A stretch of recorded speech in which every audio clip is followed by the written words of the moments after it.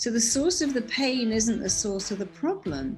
And so many people going to therapy come in with a presenting problem, but it's not the problem. I'm an alcoholic. No, your problem is you don't feel worthy enough.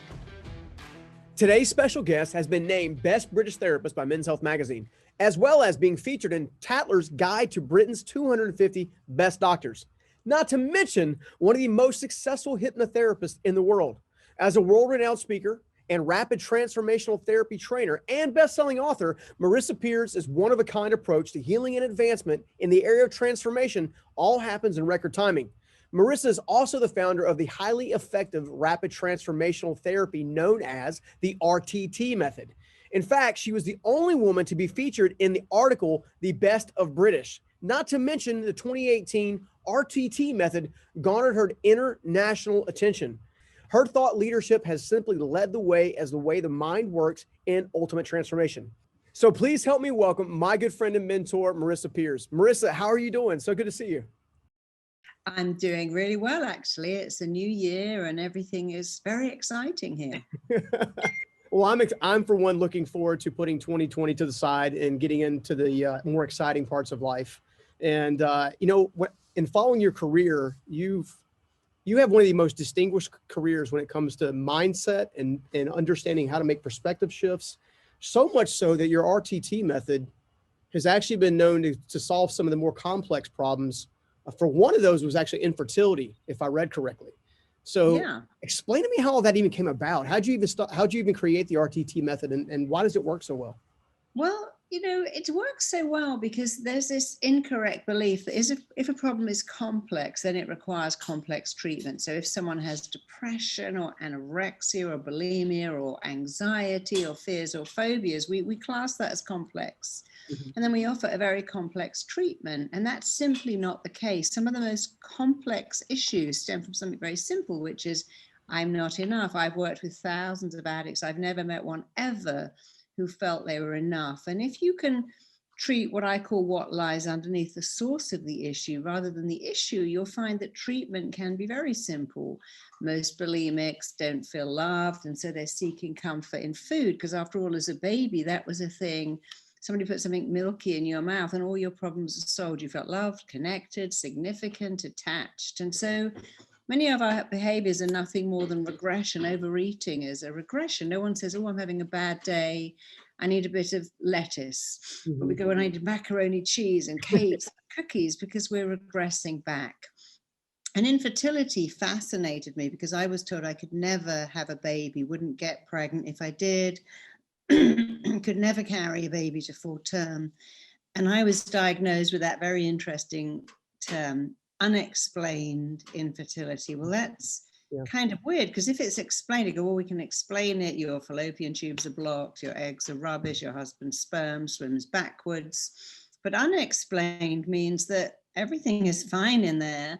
We can't explain what's wrong. And I realized it was very much a mental issue, as are almost all overeating issues. Overeating is an emotional issue that you can't fix with a diet. Unexplained infertility is an emotional problem that can't be fixed with logic. And so I decided to look at the emotions that cause us to be ill or sick or addicted or have phobias and to treat those. And so I created RTT really based on the feedback of my own patients over 33 years who'd say things like, wow, when you did that, said that, explained that, that changed my life.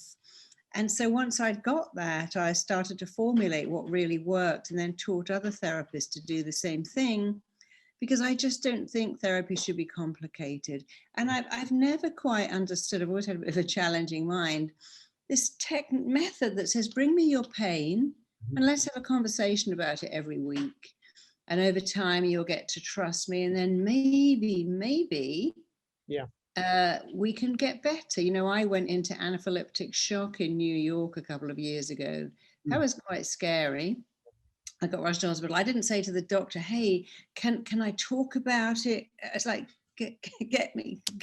stop this anaphylactic shock. I could hardly breathe. My mouth swelled up. It was kind of scary. And I wanted immediate help. And I got immediate help. They fixed me. They told me to never, ever, ever eat shellfish again because my body had reacted to it. They gave me an instant cure. No one says to their dentist, like, I've got an infected tooth. Can I discuss it every week? No one says to their cardiologist, got a problem with my heart. Can I talk about it every week? And so we sold people this very strange belief that if you have mental problems, or indeed physical, because a lot of stuff like asthma or migraines or allergies and skin conditions are real, but they're caused by the mind. And you shouldn't have to discuss them. You should be able to get over it super fast, as with any other issue. Well, why do you think it is that we, especially when it comes to the mind, comes to the belief, comes to perspective, why do you think it is we seem to go after solutions? Because that are complex. For example, I noticed that, obviously when I was overcoming homelessness and all that kind of stuff, I always went to the complex solution. Then I would get discouraged by the complex solution, and then I would give up entirely, and then I wouldn't get the shift that I needed. Why do you think as human beings, we tend to go after the complex rather than the simple?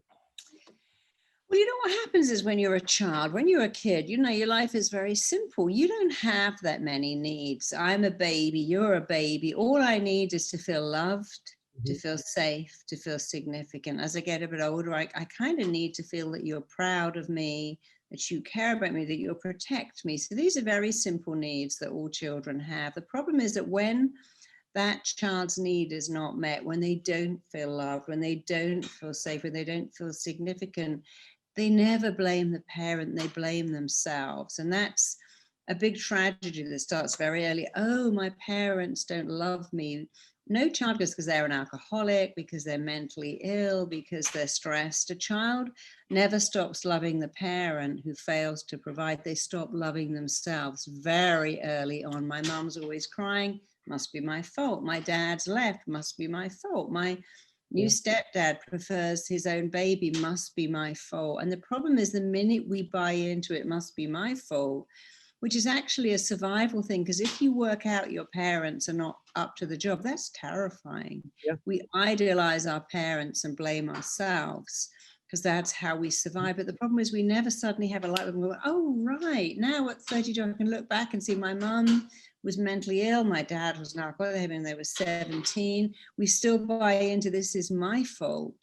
Secondly, a child can't fix it. A child can't fix a depressed mother, a broke father. And they look at this situation, there's something I call tagging. They go, oh, no one loves me. I can't change it. I can't fix it. It will always be this way. And then we enter adulthood with the same belief. Well, I can't fix it. I can't change it. It will always be this way. And you probably saw being homeless that so many people who are homeless have had really inadequate parents. They have no support. They have no love. They have no one to fall back on.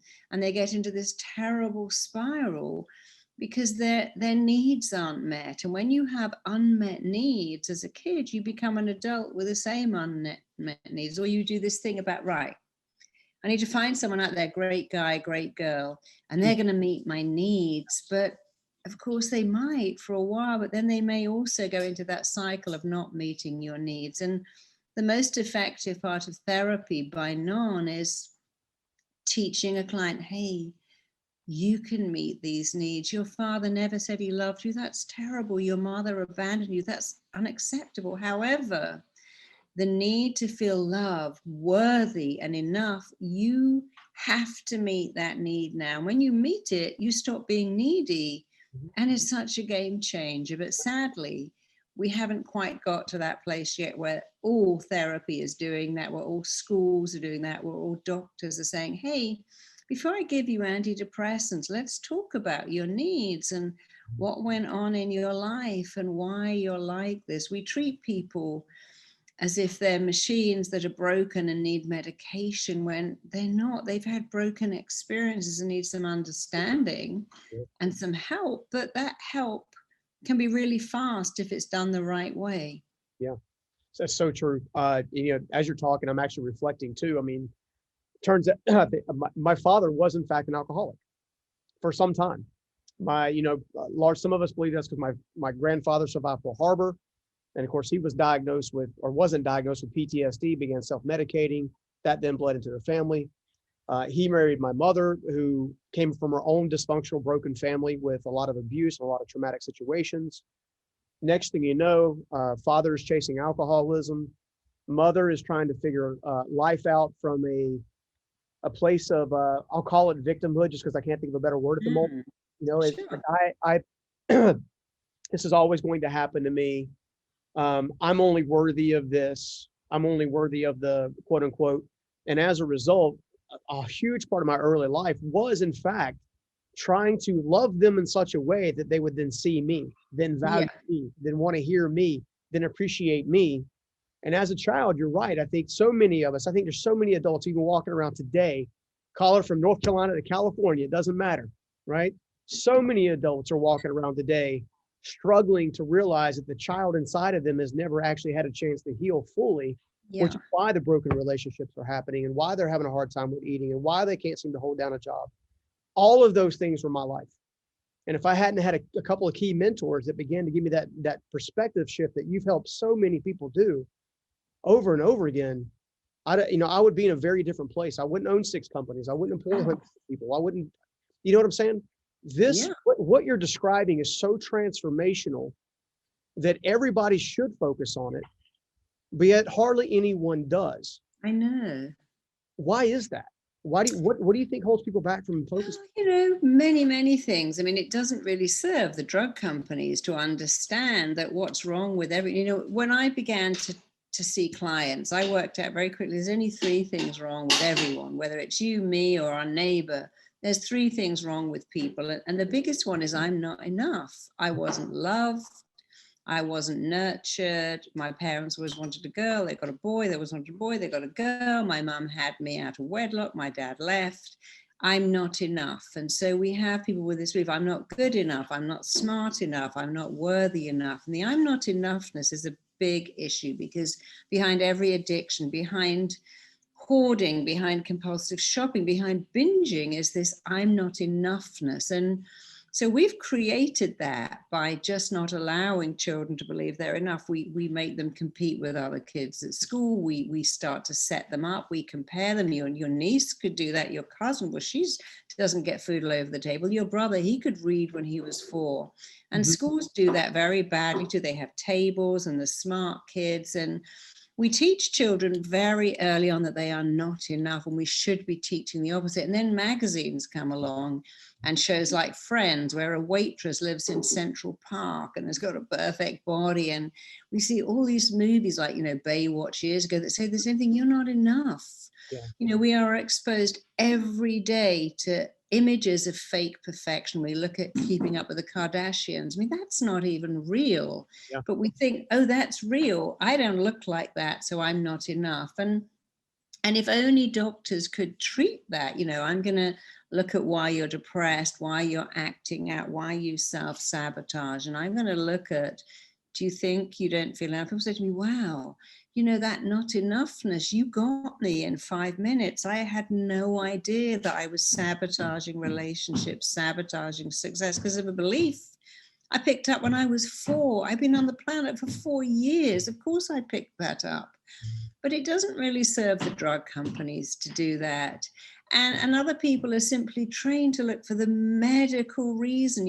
I was working with someone with narcolepsy recently, which is a big thing. She just couldn't stay awake. And it all went back to her father left when she was little. Then she discovered he was gay and he was living with another guy. And then her sister tragically got murdered. And she formed a belief, I just can't cope with real life. She liked to sleep.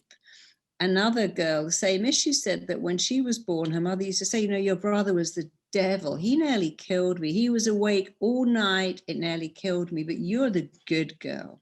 You sleep all the time. She says, well, she's such a good sleeper. She's a good girl. She's always asleep. And a very small child, here's some key words. Your brother nearly killed me by being awake, but you're the angel because you sleep all the time. And of course, the mind forms beliefs. Oh, that makes me good. That makes me valid. And so, we can't blame doctors for being trained to look for the medical reason. I worked with somebody recently who had OCD, and in an hour and a half in front of classroom full of people, we completely fixed that because it was all to do with, I can't control this craziness of my life, but if all the cushions are straight, if all the silverware is straight, I feel I can control out there because I can't control in here. Mm. So when you can say to a client, look, this is why you are the way you are, and what you did made perfect sense. Any kid going through what you went through, like you, would have ended up the way you ended up. That's okay. What's not okay is to keep it going. You know, if we look at the Marilyn Monroes of the world, they weren't loved as children. And so all her life she felt unlovable. Heath Ledger, George Michael, so many people that had such a gift, but we think they're adults, but they're not. They still have this wound. I'm a damaged kid and no one loves me. And you really got to change that label and say, I was a damaged kid, but my life is like a clock. That was the first 10 minutes. The first 10 minutes was awful, unfair, unjust, but I still got the next 50 minutes to get it together and to realize that children need mommy and daddy to love them. Adults actually don't. You have to be your own best parent, your own best friend. A big part of RTT is something I call becoming a loving parent to yourself, finding the missing part of you, the praise you've always wanted. And we get people in hypnosis to start to say the things that a great parent or teacher might have said, because the mind doesn't know or care. If you start to go, hey, I'm great, I'm gifted, I'm amazing, it doesn't go, well, who's saying that? It just lets it in, it sinks in like lotion on dry skin and nourish you, just like lotion nourishes dry skin. And so it's very important to understand that your job is to nourish you with the right words, the right images. And as long as you're waiting for someone's going to come along and make me feel good, someone's going to complete me, I'm looking for my other half. Well, no, because you're not half, you're whole. And when you become whole, you can find someone else, but they'll never be the other half of you, because why would you think you're a half if you haven't got someone in your life? That's right. So good. So good. You know, again, I'm having all these different memories pop up as we're chatting. And we did this live event. We haven't done a live event, obviously, in a while, because of COVID, but I used to put a mirror on everybody's desk about 2 years, well, not 2 years, 2 days into the event. And of course, you have this moment where they pick the mirror up and you just have them say, stare at yourself, and you're like, make goo eyes, call yourself, you're beautiful, you're sexy, you're hot, make all these kind of cutesy things. And then you go, everybody repeat after me. And everybody's like, oh, okay, because they're thinking we're going to keep on with the cuteness and stuff like that. I said, everybody repeat after me. Everybody's, I forgive you. And you let it sit there for just about 10 seconds. And we've had so many people hit the floor crying because they've never allowed themselves to forgive themselves for the mistakes or the things that they've judged themselves, maybe that weren't even their fault to begin with. I find that people, for some reason, they take full responsibility for things that they have no responsibility over, and they take no responsibility for things that they have full responsibility. Yeah. And as I'm going through this and I'm hearing you talk, I'm just like, man, I wish I was near Marisa. Well, earlier, because I find that significance breeds purpose. And if you don't know who you are, why you are, and you're not in that place where you can be affirmed, then essentially it makes it really hard to figure out why you're even here on this planet. I've always said that there's basically 3 questions you got to ask. Who am I? Why am I here? And what am I supposed to do about it? Yeah. And I feel like everybody's chasing question number 1 from the time that they're born. And unfortunately for many people, all the way until the time that they're no longer walking the earth anymore. And that's one of the things I love most about the RTT method, is you can cut decades off of internal suffering, decades off of unclarity, decades off of not having direction. Talk a little bit about how the mind breeds into a person's overall sense of purpose and identity. Well, we are all here for a reason. We're all here with a gift, and your gift lies directly behind and actually is linked to what you love to do at the age of 7 and 14. And many of us don't know, but if you're always doing puzzles, then you should probably be a strategist. If you're always, cutting out stuff for your making little clothes for your dolls out of Kleenex, you're probably going to be a designer. If Jo Malone was always making perfume in her garden from old petals. And I used to write books, all them stories, and they were always stories about disadvantaged families. So clearly I was always going to be a therapist fixing people. Many people said, I don't have a purpose, or surely my purpose is to find someone and have children. Isn't that my purpose? Well, that's a wonderful thing to do. But in fact, we all do have a purpose. And when you find your purpose and have the confidence to go after it and the work ethic to do something amazing, your life will be extraordinary. But you see, in school, we don't talk about what are your gifts. We talk about you got to be good at maths and you got to be good at this. And we try to make all the children the same. I was lucky. I went to a very unusual school. My father was the head teacher, where you didn't have to go to lessons. You weren't good at in the whole of Finland now. Children pick their curriculum. And my father was just saying, these kids are good at IT, so they can spend all their time only. What's the point of learning French? I mean, how is that going to help someone who's going to end up maybe being in construction?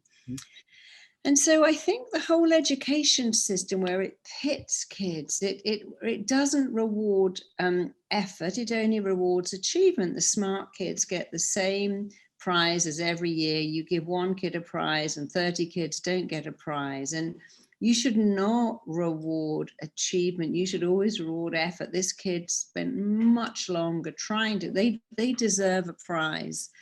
And so it's very important to have purpose. Many people are going to coach us out. I don't know, why am I here? I don't know why I'm here. And it's very important to understand that you do have a gift. You may not know what it is. I mean, look at that movie, Catch Me If You Can. That guy now works for the FBI. That's very true. I recently met someone who had been a home burglar. And he found an advert and he couldn't quite believe it. And he said, we're looking for someone who's invaded homes to come and work for our security system. And he got the job. And he said, it's just amazing. I would have never realized that I had a gift for getting through security, but it feels so good that I'm now using that gift. Oprah Winfrey, for instance, knows what it was like to be a disadvantaged child. And now she's helping children all over the world.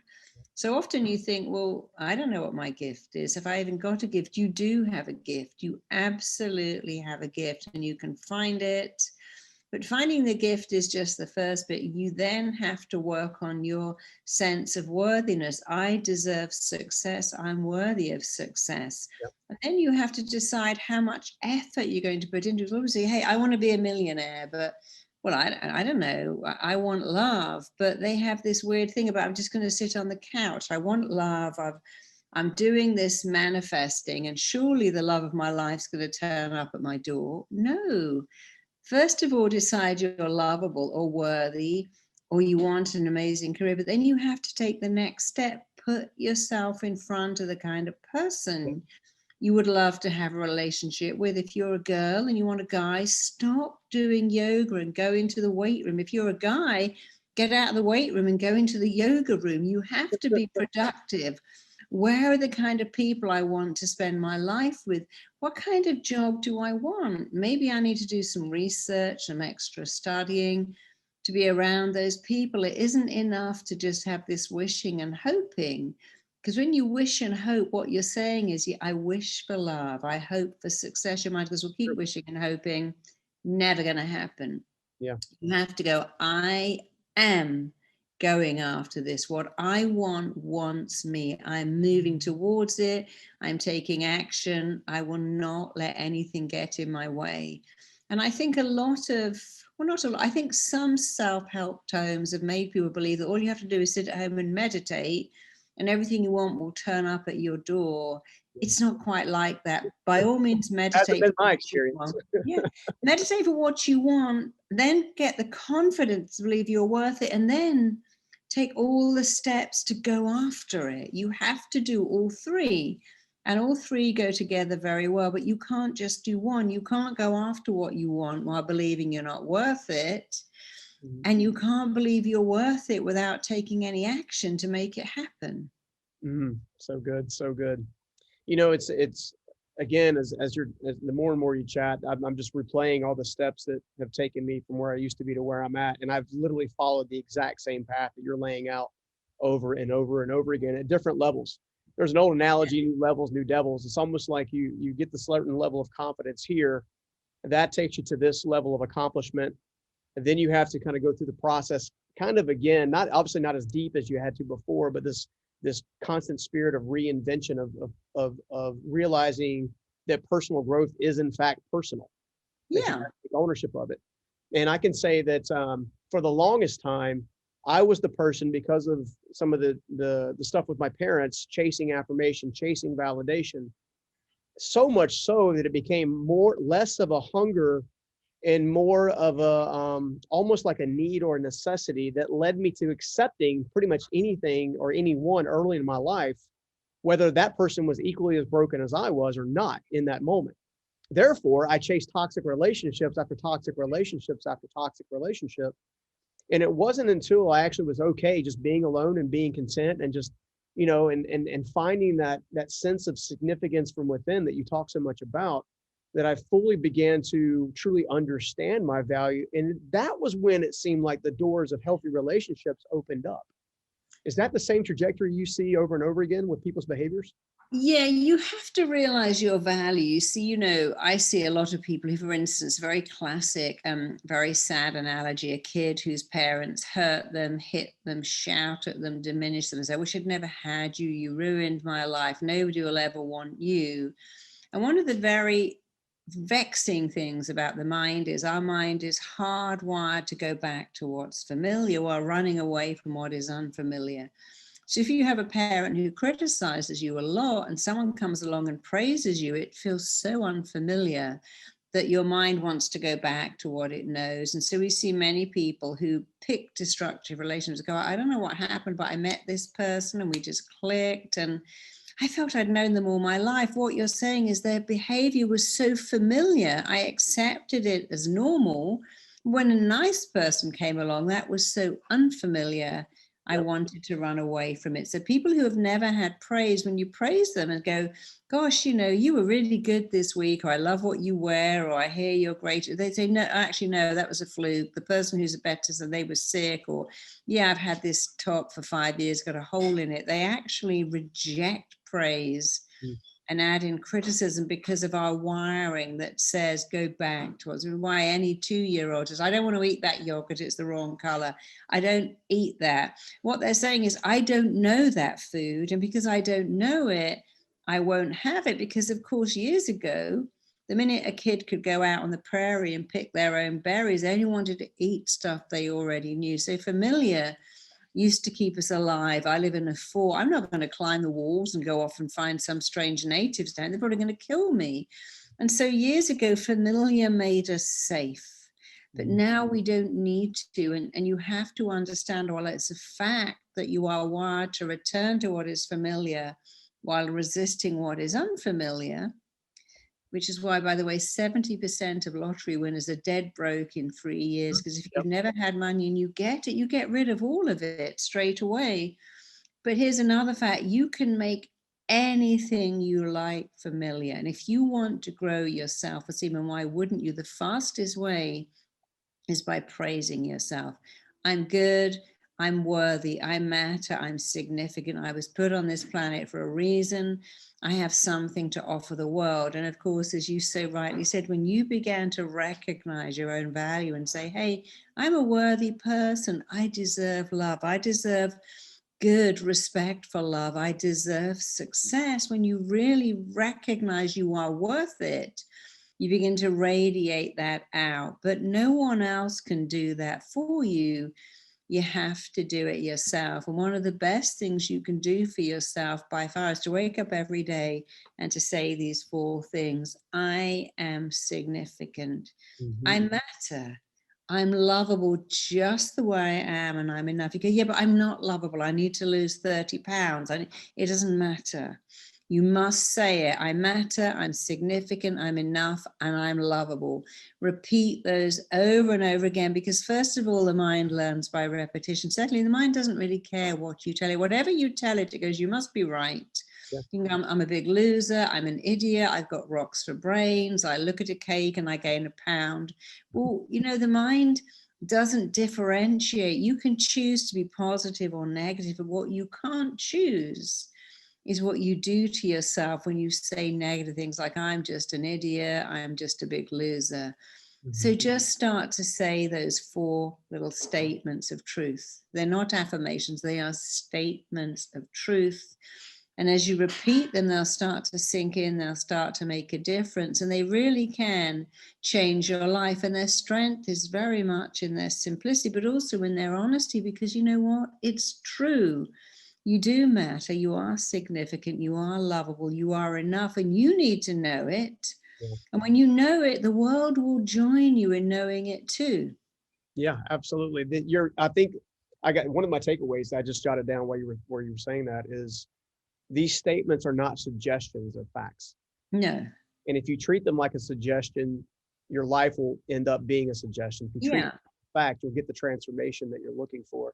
You know, I was thinking back to some of the negative things I would tell myself, and then, you know, for decades it seemed like that I wouldn't push back on, I wouldn't fight back on. And then eventually, when I learned some of the skills that we've talked about today, I began pushing back. I also had this interesting uncovering, if you will, that I discovered that the quality of the question that I was asking myself. In other words, if I said, why does this always happen to me? Or how come nobody loves me? Or how come they never stick around? That my brain would give me like 50 reasons why that was true. Sure. But if I changed the question, like to maybe, what can I learn from this? Or how can I use this to amplify where I'm headed? My brain wouldn't even feel the need to answer the negative question, would only answer the positive one. As one of the world's best hypnotherapists on the planet, how does hypnotherapy factor into subconscious programming? Because I those certain things that I just mentioned right there essentially became subconscious programming. Well, you see, hypnosis is really using your mind correctly. So you just said something that was very eloquent. When you say, why am I such an idiot? That's not a question. That's a statement. It's a presupposition. I'm an idiot. Why? Why does no one love me is a statement. But if you say, okay, how can I become more lovable? Your mind will go ahead and answer that question. The mind is set up to answer questions. How, why, what could I do? How could I change this? But it doesn't really answer statements. But it will, if you ask a question, it will go. It's like saying, where did I last put my book? I don't know, but I didn't, and suddenly it sprung into my mind, because the mind will always answer a question. So if you want better answers, ask better questions. Like, I'm just an idiot and I'm just as fat as a house. What could I do that would effectively cause me to reach my ideal body weight? Your mind might say something weird like, stop eating gluten, don't eat oranges. It knows that they have an adverse effect on you. But what hypnosis does is hypnosis understands that we are run by the subconscious mind. The subconscious mind is emotional and the conscious mind is logical. And if you believe you can defeat emotion with logic, you really need to think again. For instance, overeating is emotional. You can, one of my clients said, I joined a Weight Watchers and I had all the food delivered for the week and I had it all eaten by day one. It was all laid out. I ate everything. I weighed all the food. I weighed a bit of cheese and I cut all the bits off that I'd cut off. I ate the whole thing, because you can't treat an emotional problem with logic. You can't treat depression with logic. Oh, cheer up. Let's watch a funny film. Come on, smile. Let's go shopping. When you're depressed, it's an emotional problem. And a lot of therapy is logic. How does that feel? What does that look like? Yeah. And what RTT does and what hypnosis does, because hypnosis is a big part of RTT, but not all of it, is it goes back to why. Let's look at when this began and let's treat what lies beneath. Let's treat the source of the problem, not the presenting one. You see, if you went to a chiropractor and said, my knee hurts, I might go, well, you know why your knee hurts? Because your hip is out. So the source of the pain isn't the source of the problem. And so many people going to therapy come in with a presenting problem, but it's not the problem. I'm an alcoholic. No, your problem is you don't feel worthy enough. I attract rubbish people that dump me. That's because you feel unlovable. And when you treat the source of a problem, your life changes dramatically. So So if you can think of your subconscious mind as like a Ferrari, someone's gifted you a Ferrari. It's the most amazing machine in the world, but you have no idea how to drive it. You've never had a driving lesson. You certainly haven't had a Ferrari driving lesson. Do you think you're going to get the best of it? You're probably going to crash it into a tree, because you have to understand it's like saying your mind is like a powerful racehorse and you're the driver, but you need to have some lessons in how to manage a Ferrari or a racehorse. And what RTT does is it gives you the lessons. You see, wow, this mind I have is what a gift. It's amazing. It's incredible. And many times people come into me and say, you know, I've got this nervous twitch, or I've got a contact dermatitis, or I've got these allergies. Okay, you know, your mind is so, you created those. That's how amazing you are. If you could create contact dermatitis, if you could create multiple allergies by the power of your mind, then you can also uncreate. Even in the Bible, it says, be transformed by the renewing of your mind. And so we often think our mind is against us and our mind is so annoying. But when you say things like, my job is killing me, if one more person dumps me, I'll kill myself. Now you've given your mind a very clear instruction. My job is killing me. Dating is killing me. The mind goes, well, my job's to keep you alive on the planet. So I'm going to give you a lovely ulcer, chronic explosive gas, terrible migraines, panic attacks. And now you cannot go to that place that you keep telling me is killing you. And it's often our language. We say things like, that will be the end of me. I'm dying under stress. I'm losing my shit. This is killing me. This is a nightmare. And of course, the mind has no choice but to listen to what we say and to act on what we say. So our words shape our reality. If you don't like your reality, take a look at your words. How often do you say, I'm at my maximum bandwidth, I'm stressed out of my mind, this kid is making me crazy, my partner is making me insane? And just listen to what you say and decide to say something else. My kid's a challenge, but that's what they do. My partner and I have issues, but we're going to learn to communicate better. One of the best things you can ever say to yourself, Banon, is this: I have phenomenal coping skills. Because you see, we're in a world of COVID now and all kinds of challenges. But when you say, I can cope with anything, because I've got extraordinary coping skills, you say to your mind straight away, I can cope. When you say, oh, this is hell, this is a nightmare, I'm in quarantine, I'm in lockdown. You see, you're not really in quarantine. Quarantine is when you're in a room in a hospital, nobody can come in. You're not physically, they don't come in and lock you in and seal your door like they did during the plague. And if you say, no, actually, I'm safe at home. It's a little boring, but it will pass. And hey, I've always said I wanted some time to myself, and now I've got it. Because the way you feel about everything is down to the pictures you make in your head, and even more, the words you say to yourself, which you are free to change at any time. So when you say this is a nightmare, this is torture, what are you doing? I'm actually talking about the line in the grocery store. When was that torture? When was that? Try going to Zimbabwe, where there is no food in any grocery stores. And even if there was, you wouldn't have any money to buy it. And you'd never again stand in Hughes Market going, this is hell on earth. Because actually you're in a store with money to buy food, and there's food. The people that you love are going to eat with you. This commute is a torture. Really? You know, you have a car, you're driving to work, you have a paycheck. Your problem is someone else's fantasy dream. Someone in the world will go, hey, I'll take your problem right now. And by the way, what would you have given 10 years ago? Oh, owning a home is a nightmare. There's always something going wrong. But what would you have given 10 years ago for that problem? So the most important thing is take a look at how you speak, mind your language, update it. You know, if you got a bug in your computer, you'd know straight away it would slow down. It wouldn't be very good. Someone would come along and say, let me upgrade your software. Bingo, it's better now. But we have bugs in our own internal software, and we need to upgrade them.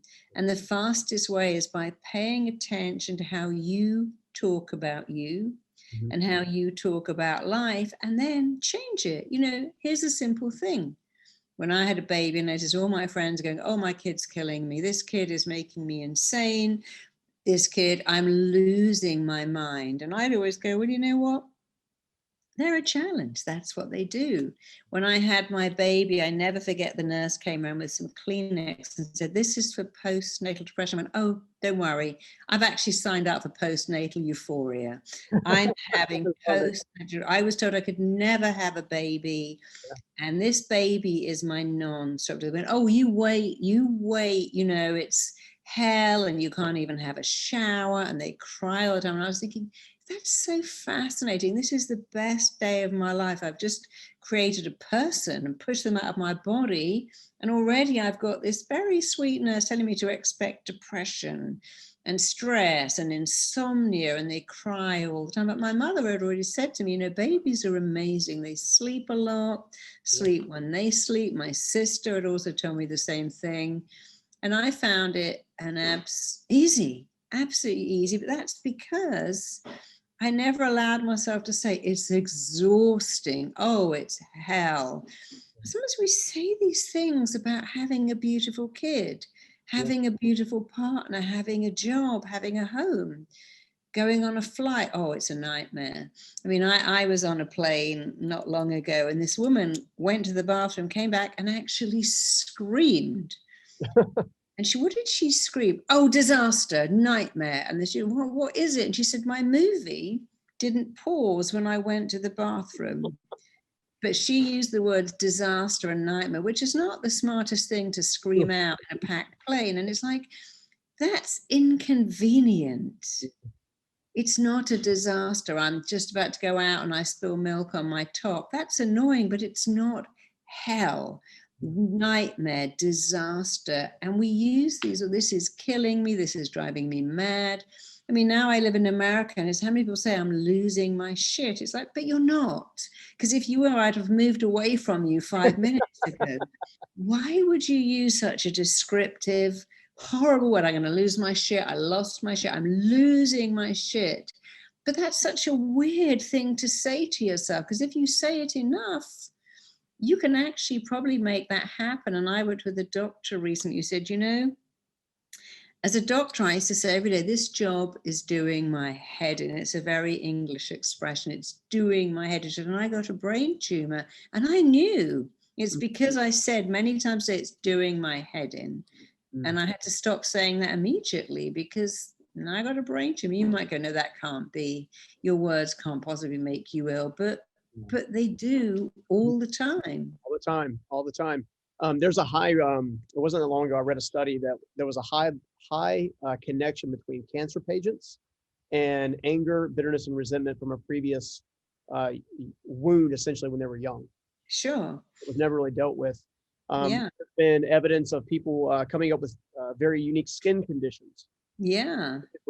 And they change the way they think, and the skin conditions basically dissipate without actually having to have any medication or any kind of ointments or anything. Yeah, my favorite, one of my favorite expressions in the world is this. It's so beautiful. It says, the feeling that cannot find its expression in tears may cause other organs to weep. So many people who can't express rage, I've got this angry rash, I've got this screaming headache, I've got this thumping migraine, and their own language is telling them that it's unexpressed anger. I've had many clients, one who had conjunctivitis. I'll never cry. You know, my dad used to hit me. My mum would say, she'll never cry, no matter what you do. How interesting. This person who doesn't cry has got conjunctivitis, weeping eyes. And so we have failed to grasp that the body is always expressing what's going on. Small children go, I've got a tummy ache, whatever's going on. But if you keep everything inside, anger, pain, hurt, sadness, resentment, they must come out somewhere.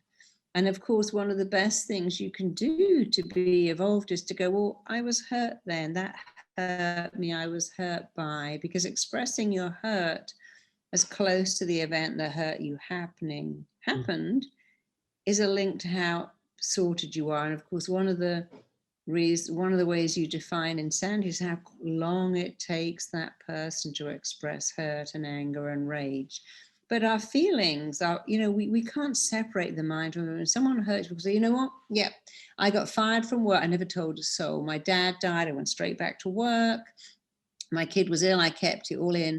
And then 3 years later, I suddenly got this terrible illness, because your feelings are like gas. They're either in or they're out. And they hurt a lot more when you keep them in. And you actually feel better when you let them out. Sometimes it's just like gas. You need to find an appropriate place to do that. But it's true. Feelings are like gas. They're either in you or out of you. You need to let them out, and then you actually feel better. Oh my gosh, it is such a joy hanging out with you. It always is. Thank you. Love learning and listening, and it's just interesting to hear how your work has helped so many people transform their own lives. How many parts and pieces of RTT that you've shared with us just briefly today that I've actually experienced in my own life, even before we met. The mind is crazy powerful. I love the fact that you've pretty much made this like this is essentially your calling or your purpose, if you will. Yeah, my legacy. Yeah, and I love it. I love it. It's definitely gonna be a legacy that outlives you. I know. I know that I feel like this should be taught in every college, every school, Me too. all over the world, because there are a lot of empty, hurting people that are simply that way because they don't know any better. That's it. Yeah, and when you just said the mind is powerful, but so are human beings. Human beings are powerful beyond belief. They really have no idea of the immense power. And if only every school could start the day by telling kids you're powerful. We have a lot of schools now who've joined my I'm Enough movement and start the day by going, I'm enough, I can do this. We have some jails and we have some hospitals doing it too, because it does make a difference. But if only we could tell people you are powerful beyond belief. If you have no idea what your potential is, how could you? Because your potential expands as you move towards it. And once the mind moves to a new dimension, it never goes back. And of course, I really admire you so much because you took yourself out of homelessness. Your potential expanded and expanded again. And I really feel that people like you are such a gift to the world, because there are so many homeless people now who feel, well, how do I get out of this? And they just go into a spiral of drink and drugs. And we go, only that those homeless people are drug addicts, but maybe they're drug addicts because they're homeless. And it's such an awful place to be. And we need so many people like you to help people see that there is a better way. But for so many people, they have what I call learned help. As a kid, I couldn't fix things. As a juvenile, I couldn't fix things. And here I am now homeless, and I still can't fix things. And you feel helpless and hopeless. It's a bit like a train track. I'm helpless, hopeless, hopeless, helpless. And they just believe they're stuck, when in fact, people like you are such a good role model for you can find a way out. Thank you so I much. hope a lot of charities use you and consult you. They certainly should, to help people, because we need to say, wow, look at you. You did it. And if you did it, I can do it. Mm-hmm. I thank you, for those amazing words. I really appreciate that. It's been a long journey, but it's been a worthwhile one. Yeah. I'm a big believer in one of the greatest purposes in life you can ever have is serving the person you used to be. Yeah. I believe that's why many of us can go through suffering, and many of us, if we'll just do the work that you teach about, if we would just do the work, we can become that new root of a new tree, so to speak, for someone else. Yeah. And if you think about it, if my suffering was at a level 10 and I'm able to go back and teach someone who's currently at a level 7, they never have to hit the same level of adversity of suffering that I hit, which means that they can then teach the person at a level 5, level 2, level 1. The next thing you know, the world changes, because everybody becomes a mission-driven messenger.